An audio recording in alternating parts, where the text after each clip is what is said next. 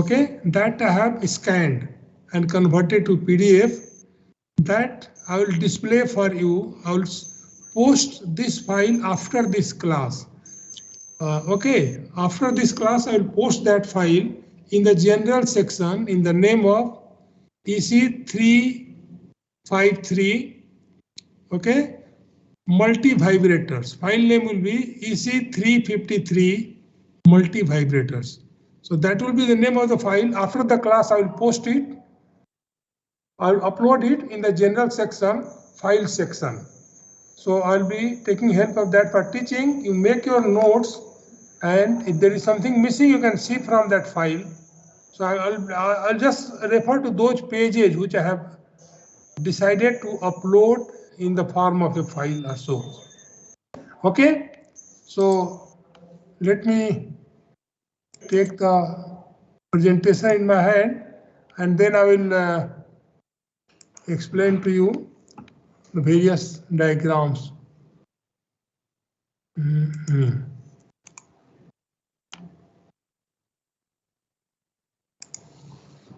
Can you see the display of the page, students? Yes, sir. You can see that? Good. So I'll just revise, and at the same time I'll go inside the design. Multi-vibrator, when we say, it is bringing condition for a switch which is to be made on and off. So there are various kinds of these circuits which you call it your multi-vibrators, or you can say binaries or whatever name you give. So the one which has got two stable states, either switch will be on state always all the time until unless an interrupt is given, then the switch will become off. It will remain in off state until unless some other interrupt is generated and given as a trigger to that switch. So that generation of the interrupt in two stable states is done by the circuit which you call it bistable. Monostable, it is having only one stable state. So when the trigger is not given, it is remaining in one state. In general, it is in zero state, on state. When this multi is in on state, that means switch is in the off state. Multi's output is low. So that I'm calling as on state for the circuit, but for the switch, it will become off state because in the trigger is low level, switch will not become on. So don't confuse that way. After that, it will go to different state. Okay, something like on state, and it will remain in that state for certain time. That I will control by putting a resistance and capacitance in the circuit. So we call this circuit as monostable. And third one is like a clock. These impulses are coming at regular interval of time. So these impulses will be these pulses will be coming at regular interval of time, high and low automatically. So switch will be accordingly switched on and off. If the multi-vibrators output is high, switch will become on. If the multi-stable output is low, switch will become off, which is getting connected to, which is connecting two stages, that is the switch. This is for control of the switch we are talking. So that way, how to make the control? You can have a different kind of control also with the help of these multi-vibrators. That will be, once again, that can be programmed also. So that will be taught to you in digital circuits class by some teacher.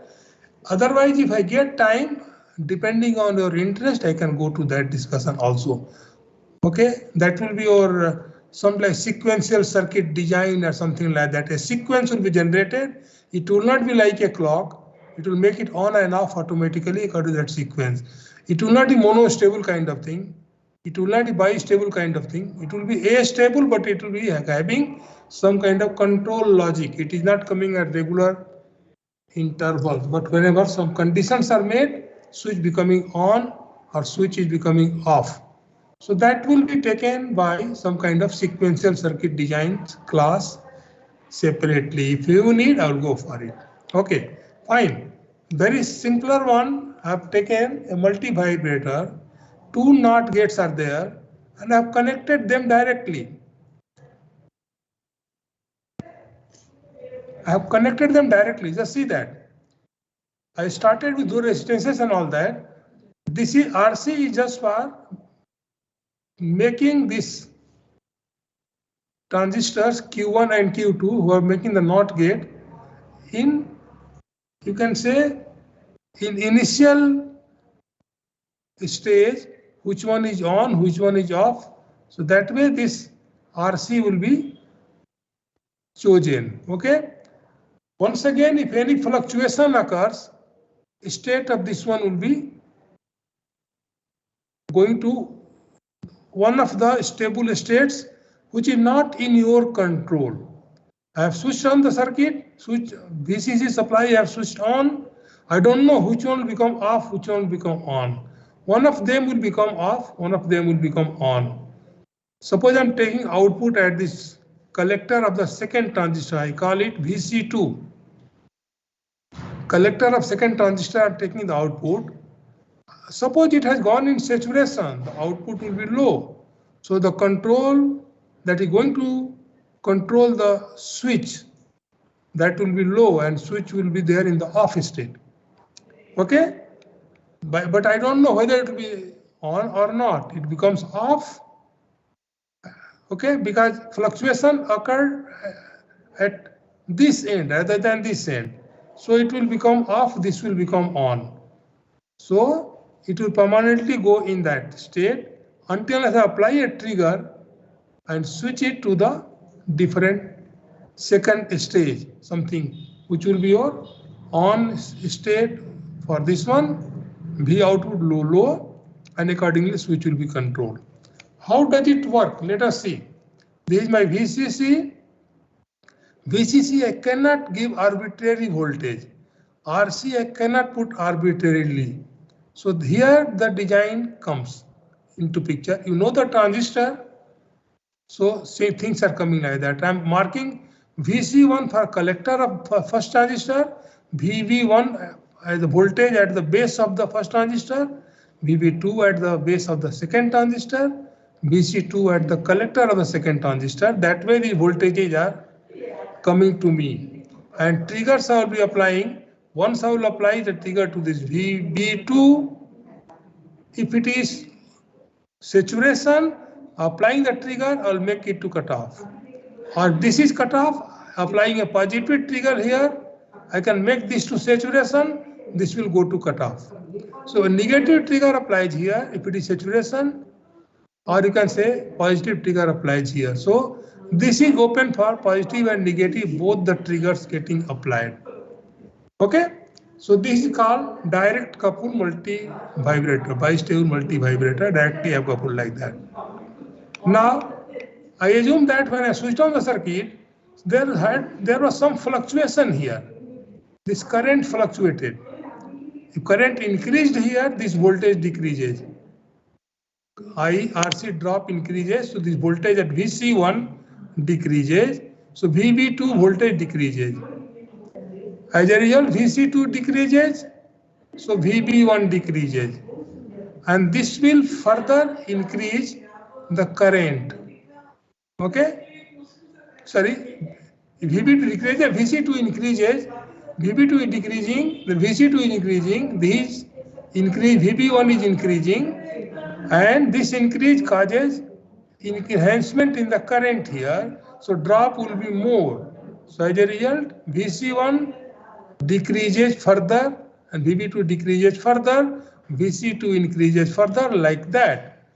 Okay, and in that case, what happened? This will be driven to off state. If that has happened here, this is going to be Q2 is on state, Q1 is off state. So I assume that when I have switched on the circuit, my circuit settles down when Q2 Q2 is on and Q1 is off. In that state, circuit settles down. Once again, I'm saying it is not in my hand, but I'm working on the current limitation so that transistors are not getting damaged. So what is happening here? Q2 is on. So this becomes, this voltage VC2 becomes VCES, low. Collector emitter saturation voltage, that is very low. And what about VB2? VBE, saturation. Okay, so VB2 is VBE saturation, and the same thing is coming to this point. Okay, so you can say the transistors are not going into off state. It is not going to off state. When I'm assuming Q1 is on and Q2 is on and Q1 is off, in fact, it is not going to off state. Why not? I'm giving you that answer. VC1 and VB2 have seen it becoming equal to VBES. It has gone to, suppose it has gone near the saturation, it is this one. Okay, how to bring that to saturation? Your RC and VCC has to be adjusted. So I am assuming that it has gone to saturation. What is my VC2? VC2 will be VB1 and Q1 is not cut off. Okay, suppose it is cut off, VB1 becomes equal to V gamma. It becomes cut off, VB1 becomes to your cut-in voltage V gamma less than the cut-in voltage, so it becomes your off. So that way I have written the equation here. What is the voltage swing at VC2? This is output swing. Initially it was VCES. Okay, and now when the situation is changing, this becomes equal to how much? This voltage is directly coupled here, so it will be going to some voltage. This is your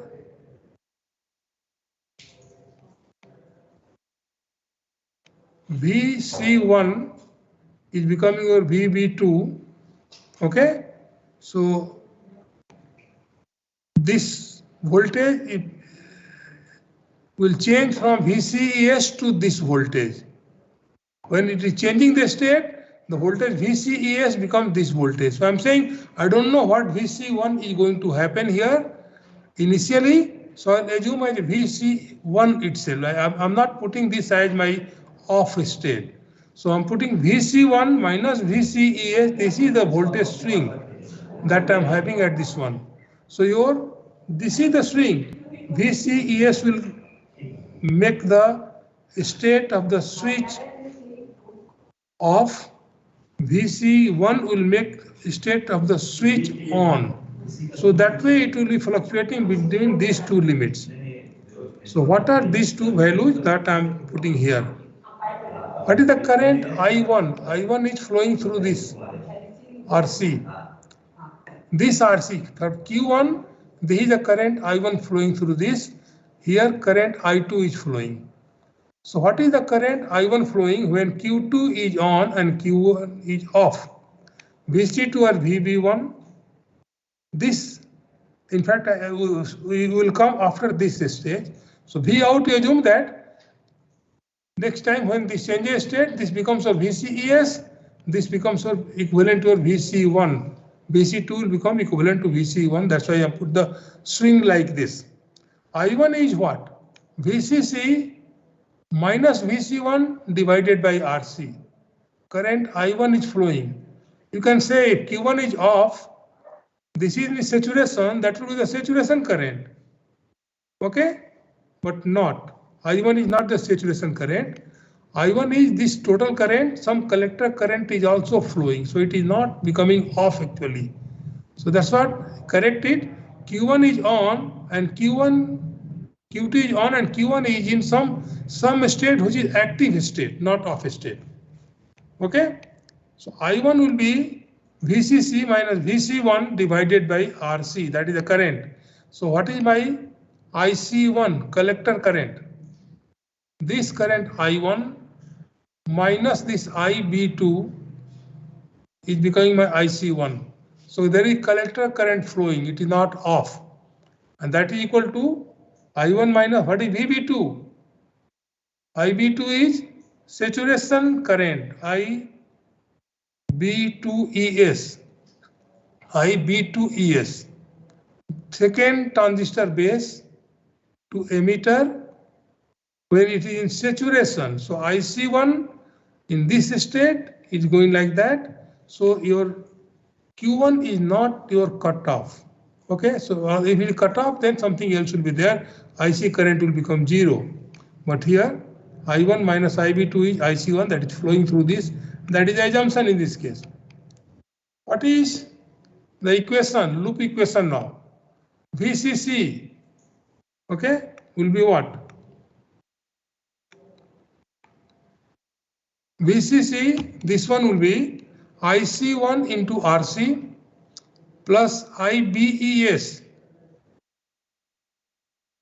IC1 is this, IBES is this current, so this plus this is flowing through RC.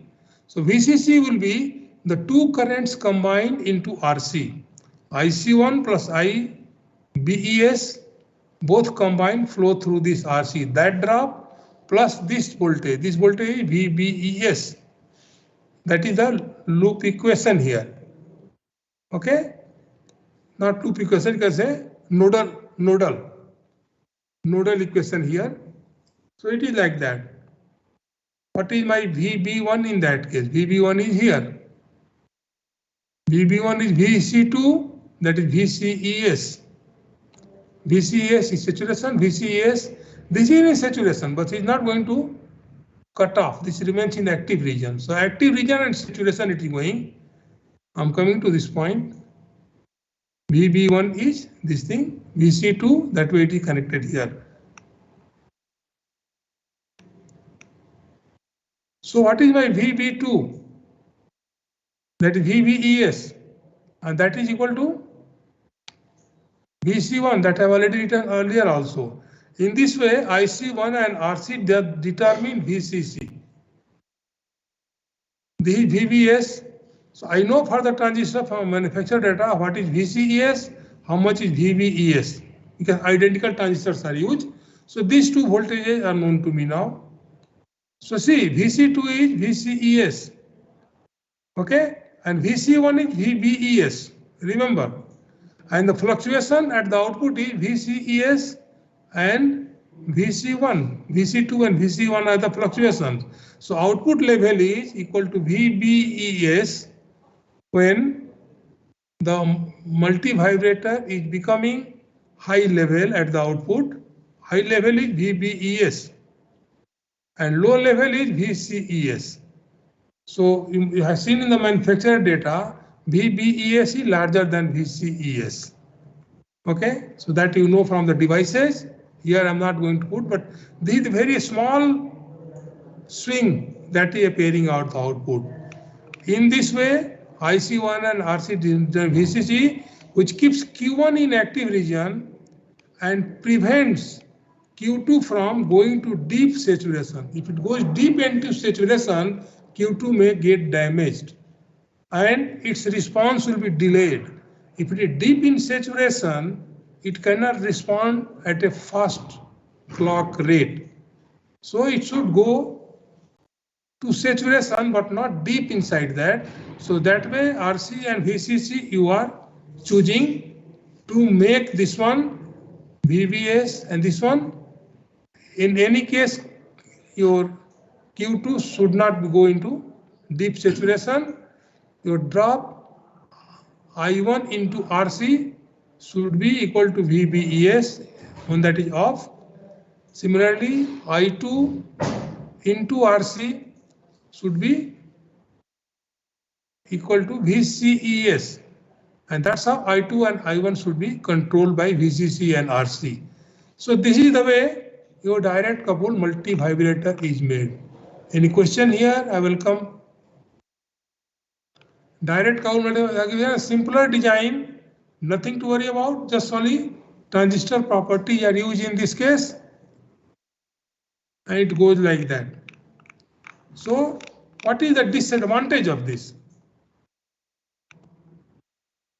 ICBO base to, reverse saturation current, collector base junction is neglected here. It is not considered. When it is in reverse bias condition, ICBO should also be considered, but here we are neglecting that. That is one reason. In some very special design that will be needed, and this will not be acceptable at that time. This is first drawback. Q2 is driven into deep saturation. May be driven, now is driven, may be driven in deep saturation. Here also it driven in deep saturation. So storage time delay is large.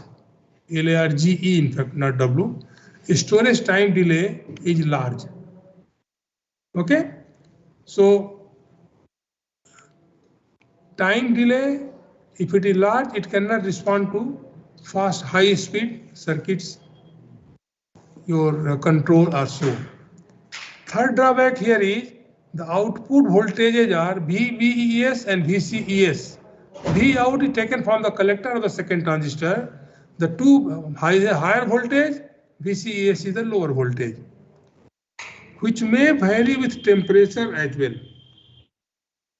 Okay, VBES and VCES are temperature varying parameters for the manufacturer's data manual. If you see, temperature varying. So according to the temperature changes, your levels of the output that will be changing.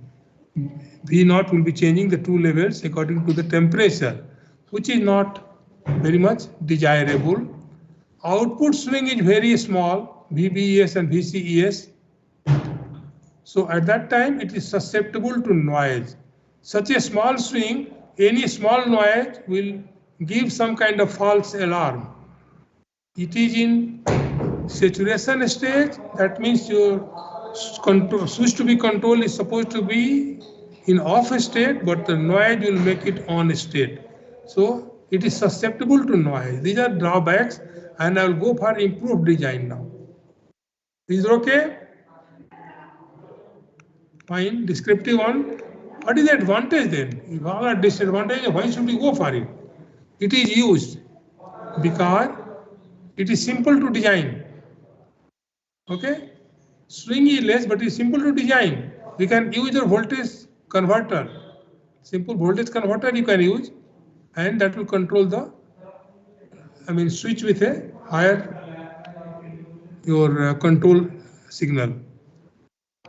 Here only single supply voltage is sufficient because VES and VCES are very small voltages. Single supply voltage will be sufficient.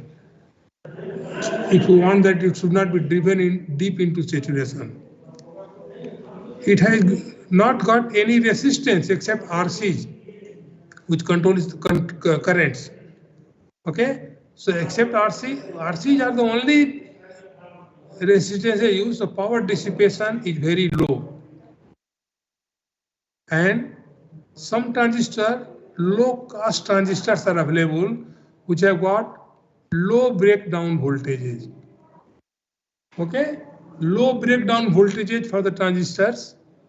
Sometimes we desire for low cost component design. That can be low breakdown transistors can be used in direct coupled multi.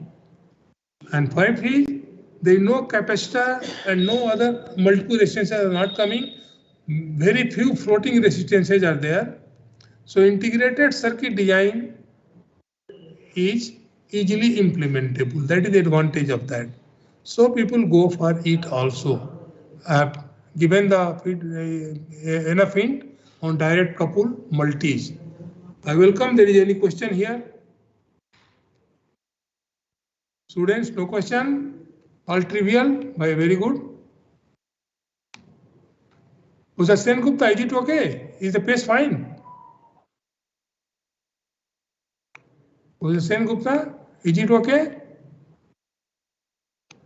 Are the students hearing me? Okay, students are hearing me, I think. They are there. Mr. Sen Gupta, is it okay? My pace?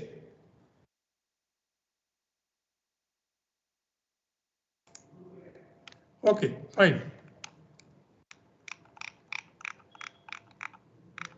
Now I'm coming to the improved design. Multi-vibrator with improved design. Same thing consider here, Q2 is on and Q1 is off. Here I can control how much inside the saturation it can go. Q1 or Q2, I can control that, how much it can go. Similarly, if it is in off state, fine, off state means it's not working. So I think here that delay will not matter, but here the delay will matter. If I go inside the saturation region, there will be more delay here. So here is the design. What is there? Direct coupled voltage. I have coupled through resistance R1. These R1, sorry. These two are R1s. This is R1, this is also R1. These two are R1s. These are RC. Base is coupled through similar resistance as R1s. These both are R1 equal. And the base is given a negative supply voltage to control the cut-in voltage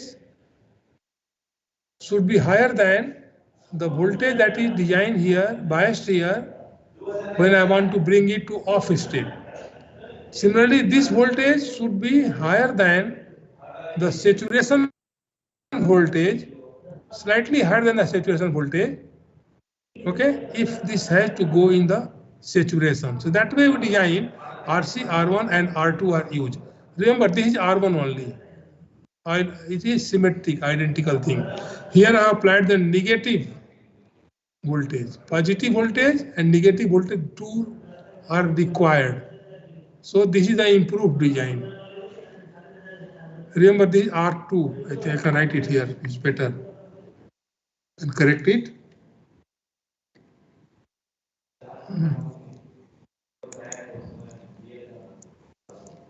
Where is that? How to change that color? This will be.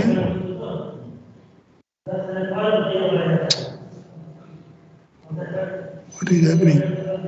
It's not writing. Oh, I have to write here. Put it here. It's not taking as it is. Okay. Pen I have to take. Sorry.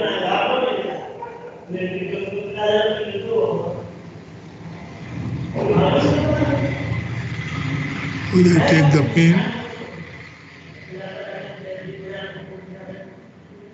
These are R1, not R2.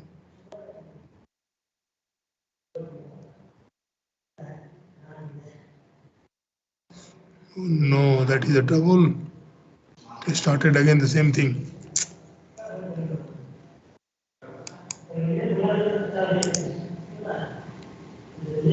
R2 is R1 in fact.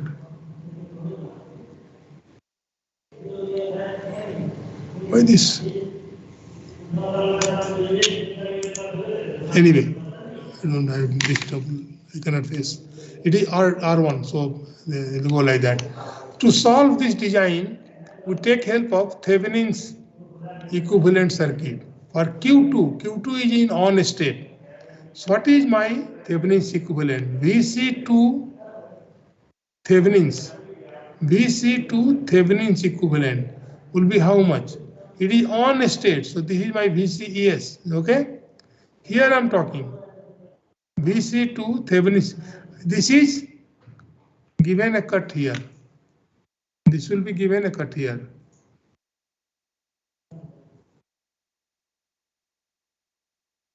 A cut will be given here. Okay, so VC2 at this point will be how much?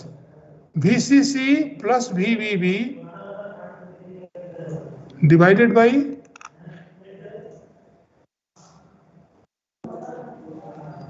RC plus R1 plus R2, this path, into R1 plus R2. That will be by this thing, Thevenin's voltage, VCC or VC2 Thevenin's. What is the Thevenin's equivalent resistance? I have made a cut here. Voltage sources are made open circuit. Current sources are short circuit, open circuit, no voltage is given. So resistance at this point will be RC parallel to R1 plus R2. So that is the Thevenin's here. Similarly for base B2 here, this I want to find. So I have to put a cut here. Here I have to cut. If I put a cut here, what is voltage coming? VCC plus VBB divided by RC plus this R1 plus this R2. This path will take, come to this point. Okay, that is the current into this R2. That it becomes my VB2 Thevenin's voltage. Thevenin's resistance, again at this point, there is a cut here, voltages are open circuit. So at this point, R2 becomes parallel to R1 plus RC. R2 becomes parallel to R1 plus RC. So similar way, equivalent circuit for on this side. Okay. Oh.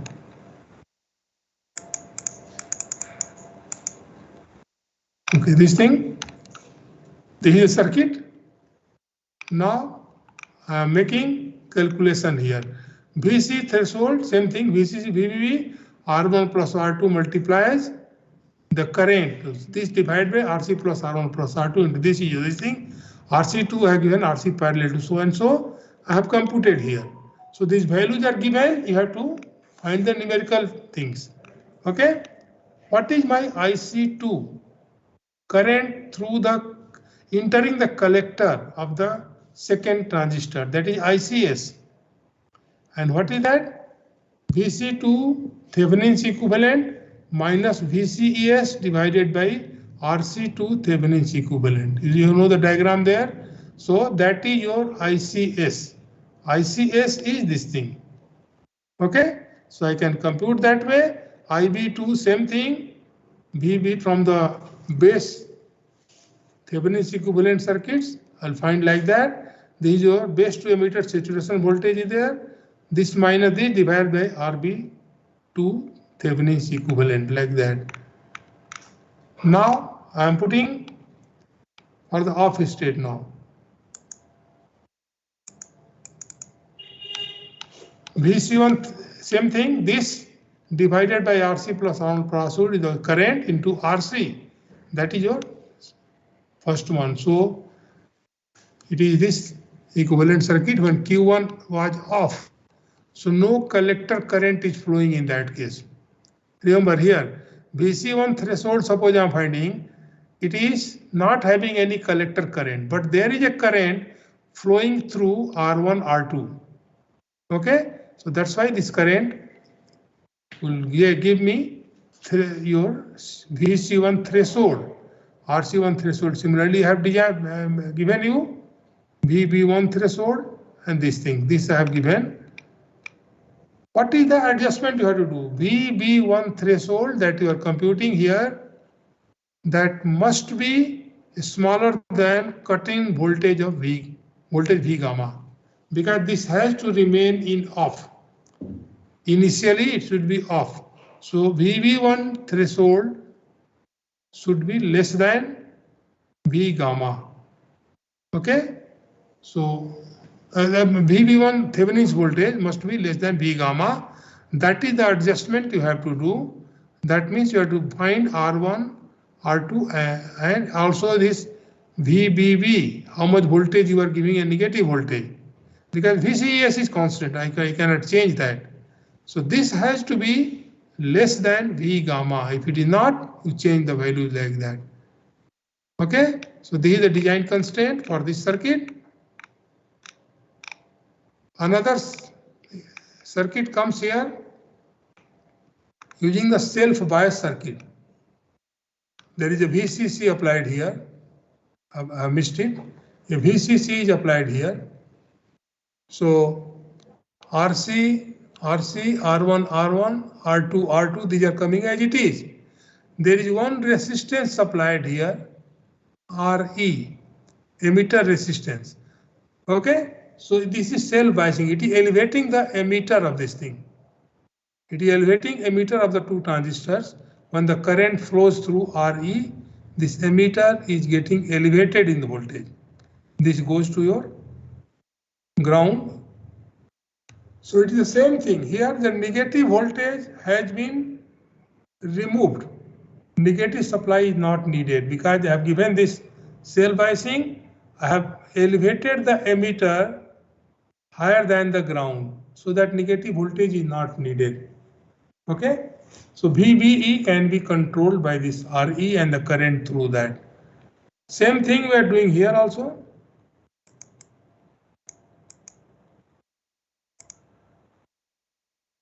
At threshold at VC2TA, that means I'll give a cut here. The Q2 as such I'm using, I'm giving a cut here. I'm finding RC plus R1 plus R2. There is a ground here, there is no VBB. So VCC divided by RC plus R1 plus R2, that is a current into RC is becoming my VC2 Thevenin's equivalent. And what is the resistance here? RC parallel to R1 plus R2. As such, it is same thing as earlier.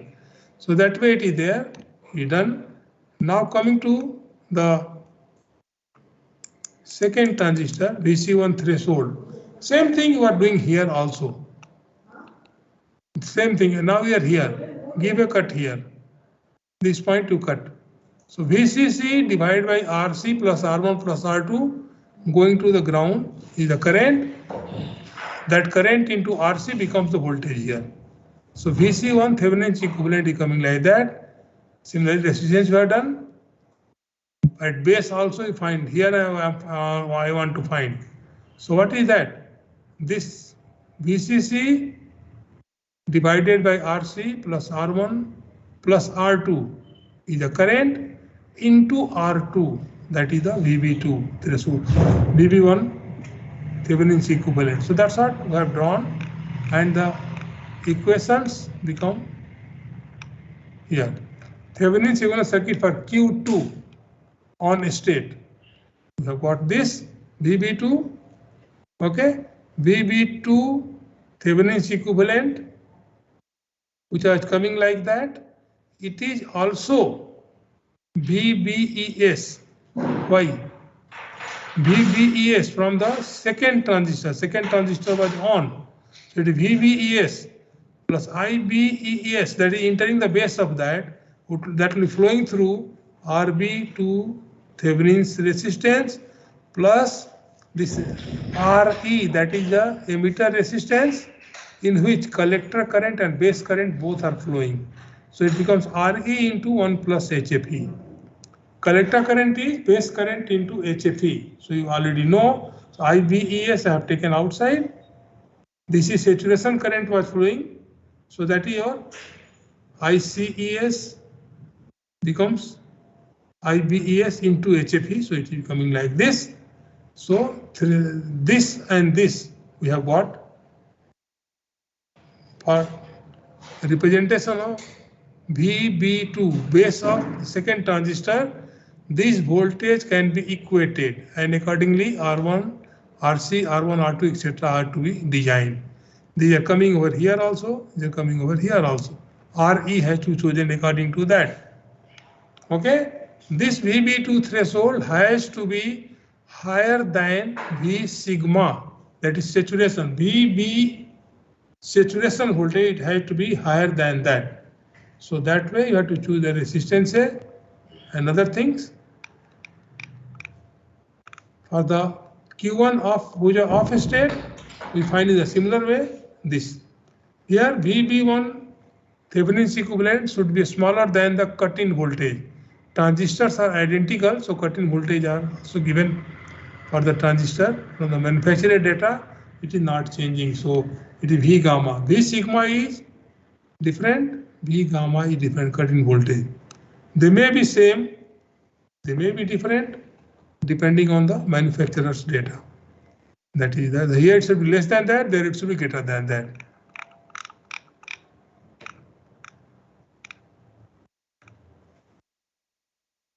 Now another circuit is Schmitt trigger circuit. Students have left. Anyway.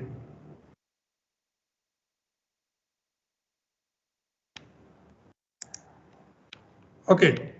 Smith trigger circuit, emitter coupled multi-vibrator.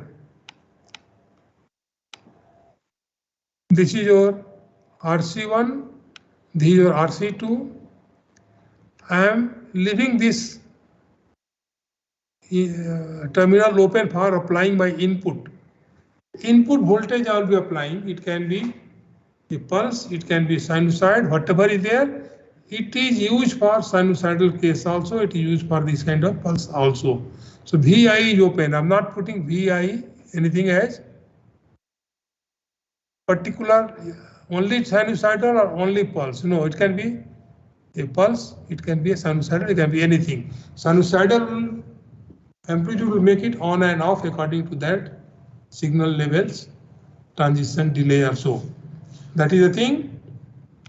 I'm taking output at this point. What it is happening? Emitter resistance is there. RE I was writing there. Now it is RZ. I have replaced that RE by RZ because I am talking about Smith trigger. I'm changing the name here. So I'll make it RZ, R1, R2, both are coming here. At this, I do not have any kind of coupling. So this base is not coupled to this. So it is left open. So it basically works like an amplifier. VI is amplified here. That is amplified by this again. It is amplified here.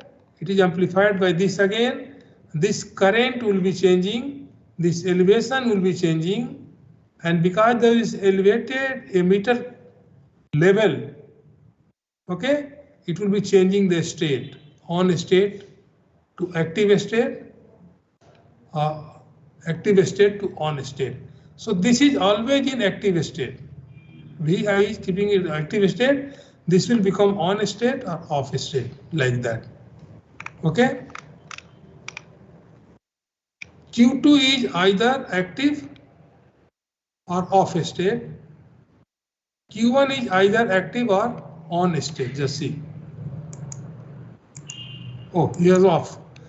So either off state or active. No one is going in saturation, so it is faster. It works faster. So in the saturation region, that storage delay that is avoided. So it can work at higher speed, high speed. Okay. So this is the one condition. If Q2 is conducting, what is going to happen? The voltage drop across RZ. Say Q1 is active region, I'm saying. Okay, so there is some voltage. If it is becoming off, then it becomes a high voltage there. So it is your Q1 is conducting, voltage drop RZ elevates the emitter voltage. Okay, and the collector voltage is VCC minus I2 RC2. Okay, when VZ rises to a level such that VB1 becomes V gamma. Okay, VB1 becomes greater than V gamma or equal to V gamma, Q1 starts conducting. When Q1 starts conducting, IC2 will decrease. When Q1 starts conducting, IC2 will decrease. IC1 will increase. IC1 increases, that means at the collector of Q1, voltage drop will be more. Okay, so at the base of the Q2, drop is more. So that way Q2 will be driven to off state. So from active region to off state, Q2 has come. Okay, so that way it is there. At that time when we go off, VC2 becomes a VCC. The voltage swing is how much? In the active region, it was initially there, now it is off. So active region, it was VCC minus I2 RC2. I can control RC2 and I2, etc. to bring this level even to very small, but not less than VCES, because in active region, it will go to saturation in that case. So it will come very close to VCES, I can bring that. So that level to VCC, the swing will be there. I can take any VCC. If I am taking higher VCC, RC2, if I am increasing, the difference will become very low. So swing will be very high. Output swing is VCC minus this VC2, VCC minus I2 RC2, and that is nothing but I2 R2. If R2 is very large and current flowing through that also is designed to be very large, voltage swing can be large. So that way it is your improved design with cell biasing circuit and single voltage supply, it can work. Okay, so this is known as Schmitt trigger circuit. Okay, here what happens? I think that part I have not drawn.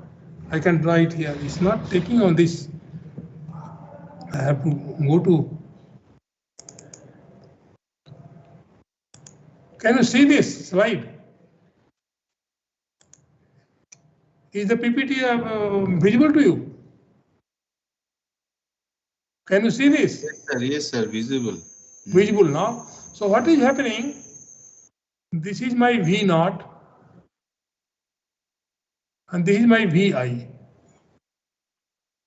Okay, so what happens initially it is constant, smaller, I2 into IC2. Okay, if the loop gain is less than 1, it will go like that, and then it will become here. How much is this voltage? It becomes off, so it becomes a VCC.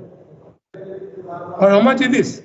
The VCC minus I2 RC.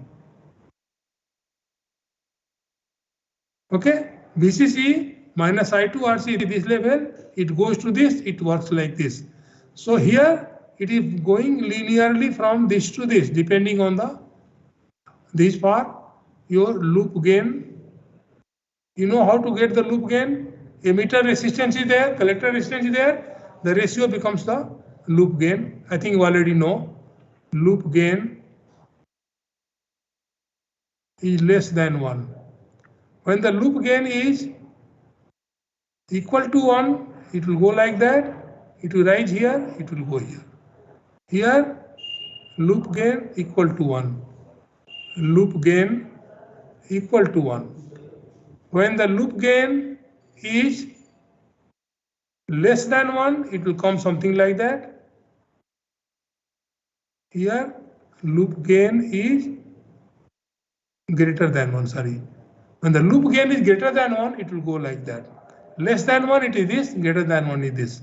So this S curve can be used for a stable multi-watt design also. So Schmitt trigger circuit can work as amplifier, it can work as a bistable multi-vibrator, it can also work as a oscillator, a stable multi-vibrator. I'll talk about those things when I say negative. Here the resistance is negative. Delta V naught is increasing, but delta VI is decreasing. See, V naught is increasing, but VI is decreasing. This is my VI. This is my V naught. Okay, so negative resistance appears in this, and in this region, if I bias, this can work as an oscillator also. I'll talk about this later on in detail. Is it okay? So this Schmitt trigger circuit can work in all kinds of things, and there is a name, IC name for that is called IC 555 timer. So that will be taught to you after I will complete AS table and this one, or maybe because I have already taught a Schmitt trigger circuit, the next lecture itself will be on that, your 555 timer or so. So that's why loop gain will be adjusted according to that. You are choosing R and C value externally to that IC, and that becomes your AS table or I table like that. Okay. So I stop it here. Monostable, AS table I'll take later on. I have given all the bistable multi-vibrator design and the corresponding circuits the way it was.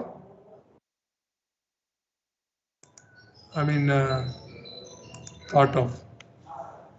So anything, any question that comes to your mind about the multi-bistable are given all designs.